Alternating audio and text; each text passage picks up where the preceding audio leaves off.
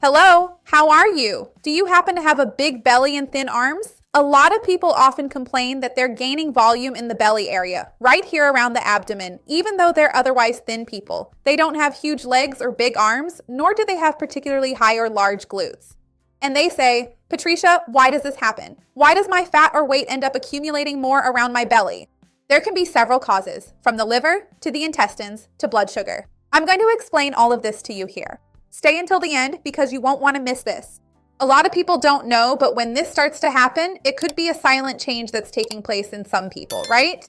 We know that from a certain age, from 40, 50 years old, we start to experience a slightly negative change in body composition, where we lose muscle mass in our bodies and gain more fat. And for many people, this fat accumulates in the abdominal region. Mainly, it's women who have already gone through menopause who tend to accumulate much more fat right in this visceral and central region of the body. So the most common signs are thinning arms, smaller legs, less firmness in daily activities, more fatigue, and then yes, the belly starts to grow. This is a process called sarcopenia, which is the progressive loss of muscle associated with aging. This process is physiological, but it's not a sentence. Not everyone has to go through it. If we can manage to maintain our muscle mass, we can already see improvement.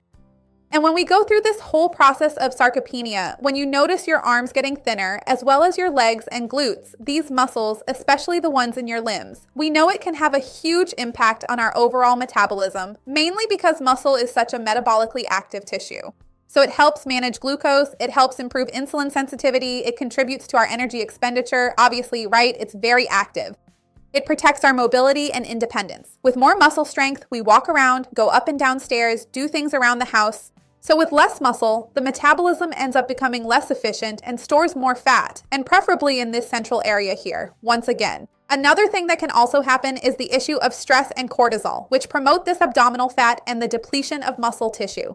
So let's begin by discussing the primary underlying factors of a hard belly, a soft belly, and a belly that fluctuates significantly throughout the day. There's still a lot for us to talk about in this cool video.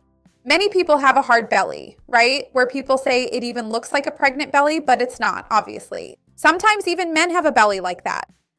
And this belly that's much harder, protruding, and that really sticks out almost like a pregnancy belly, it can be quite different from the other types of fat in the abdominal region. Because when it's a much softer belly, like that typical apron belly that hangs right over your underwear, panties, bikini, or swim trunks, that soft fat is actually subcutaneous fat, which you can easily pinch into folds. When the belly is hard, it's visceral fat, because this visceral fat is surrounding the organs, the viscera. That's why it's called that.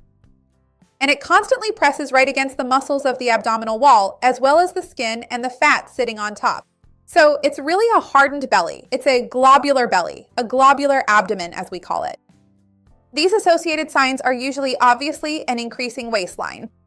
It can also be associated with worse glucose triglyceride levels. It can also be related to higher blood pressure and excess fat in the liver. It can also be related to increased fatigue and excessive hunger because it is connected to metabolic syndrome, which is basically insulin resistance, inflammation, and specifically abdominal fat.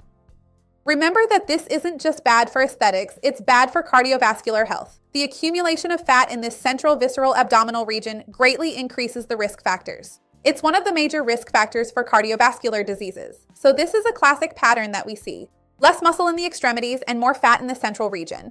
So there are still other types of bellies. For example, there's the belly that's already hard when you wake up, like I mentioned, but there are people who wake up with a softer, flabbier belly, and as the day goes on, the belly gets harder. Let's talk about that. Because think about it, if your belly is already hard, big and hard when you wake up, it really suggests more of a visceral fat inside, right? Around the organs.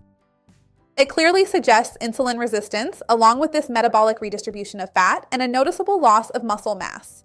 Now, if you wake up with a flatter, softer abdomen, soft doesn't mean saggy, okay? It's just that we use this term in science, but it just means softer.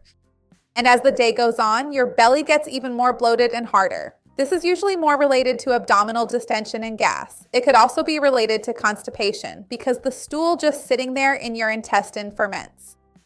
It could be related to sensitivities, food intolerances, for example, excessive fermentation of lactose or some other fermentable food. And it could be related to dysbiosis, when your gut microbiota is out of balance. So a fat belly with a lot of fat is different from a bloated belly. Of course, sometimes they can also coexist, and then it's harder for you to notice because your belly is already bloated, but it gets even more bloated depending on the type of food you eat.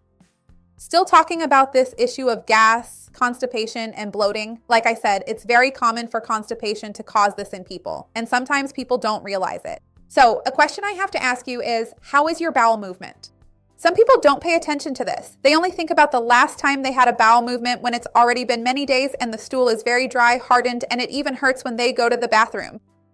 If you are someone who suffers from constipation, with your bowels being more sluggish, it's important for you to keep your own diary to track when you are having bowel movements. It doesn't have to be every day. For some people, what's normal might be every other day. It will always depend on you. But you can't go too many days without having a bowel movement because the longer the stool stays in the large intestine, the more water the large intestine will reabsorb. And so the stool becomes increasingly dry. And the carbohydrates in the stool keep fermenting more and more, creating gas, bloating, and abdominal pain. So ideally, your intestines should be able to perform peristalsis, and the stool should follow its natural flow and be eliminated as quickly as possible. If you need help, I have a playlist here with laxative recipes. I also have a playlist about foods and the intestines with lots of very important tips, which I'll leave for you down below in the description. Before I tell you more important things about the intestines, I want to ask you to like the video. This is super important for me. Share it with anyone who has a bloated belly and doesn't know why. There's also a very important issue that we rarely talk about in our daily lives, but it's important to highlight: FODMAPs, which are highly fermentable carbohydrates. There are some people who have a great sensitivity to this type of carbohydrate. So when they consume garlic, onion, broccoli, fiber supplements, or fermentable sweeteners like xylitol or erythritol, there's a lot of fermentation, which causes a lot of gas and an extreme abdominal bloating. Really out of the ordinary, the person actually swells up. So it's not always about cutting things out randomly, but rather keeping a FODMAP diary. I have a video here on the channel where I talk more about this, and I'll also leave it in the description, because there I teach you how to do this process of testing, your restriction diary, how to reintroduce foods, and how to evaluate your symptoms. This video is very comprehensive. It's really good. I'll leave it down below in the description, but obviously the ideal is that you have guidance from a registered dietitian to help you with this. This video here is for informational purposes only. There's also the issue of the liver, right? Many people don't take hepatic steatosis very seriously, do they? A lot of people say things like, I have fat in my liver, but the liver regenerates. I don't need to worry. Nothing bad is going to happen because of that. We're seeing more and more cases of people with fatty liver that aren't related to alcohol consumption. In the past, when you talked about liver problems, cirrhosis, or fibrosis, you would immediately think of alcoholism. Nowadays, that's changing because people's diets are becoming more and more ultra-processed with lots of sugar, syrup, simple carbohydrates. So people are developing insulin resistance, visceral fat, high triglycerides, altered glucose levels, the metabolic syndrome, right, as a whole. And then over time, this increases the fat in the liver, right? The liver becomes infiltrated. You can even end up developing steatohepatitis in some cases, which is closely related to poor dietary habits, right? And not to alcohol consumption. And this steatosis has different levels, right? Steatosis 1, 2, 3, and so on. After that, you can progress to levels of fibrosis. This can also progress through stages 1, 2, 3, 4, and can even reach the level of cirrhosis and require a transplant. Patricia, but that's very aggressive. That's very radical. I know this is a long-term evolutionary issue, right? No one is going to develop a problem like this in just 6 months. It's definitely a chronic issue, but I really need to talk to you about it because there are more and more cases of people who reach 50, 60, or 70 years old with serious liver problems that actually started way back. So if you found out today that you have fat in your liver, it's very important to have regular checkups. It's very important to reduce sugar, simple carbohydrates, to cut down on inflammatory fats, and it's very important to consume antioxidants, anti-inflammatories, and healthy fats. I have an entire video where I talk more about how to reduce liver fat through diet without medication. Just to be clear, if you've been diagnosed and are taking medication to treat liver fat, the idea is not to replace it, okay? It's just to help you organize your diet. I'll leave that video down below in the description for you as well. We also need to talk about menopause for women, right? I already touched on this earlier, but after 40, close to 50, women start to go through perimenopause or menopause itself. And that's when things get really complicated because we produce fewer female hormones, which normally protect women's metabolism, heart health, and so on. So there's less muscle preservation, more insulin resistance. We know that sleep is one of the biggest complaints among women in menopause, along with increased accumulation of abdominal fat. So this chronic stress, this cortisol, can change the shape of the body. There are women who say, I used to have an hourglass figure and now I'm getting more of an apple shape, because that really can happen. It's physiological for women to have a greater accumulation of visceral fat at this stage, unfortunately, and sometimes more stress, irritability, fatigue, binge eating, less muscle tissue. It's a recipe for chaos, right? So ideally, you should try to preserve muscle, build more muscle, have a balanced diet, and reduce your body fat percentage while increasing muscle to achieve this positive body recomposition. I also have a playlist here about women's health with lots of great tips. I'll leave it down below in the description for you. Of course, when we think about a big belly, we have to consider the warning signs, right? Because there are big bellies that gradually increase over time, but there are people who experience rapid and abnormal growth. Like in 2 or 3 days, the belly doubles, swells up. So that's a concerning issue. You need to see a doctor.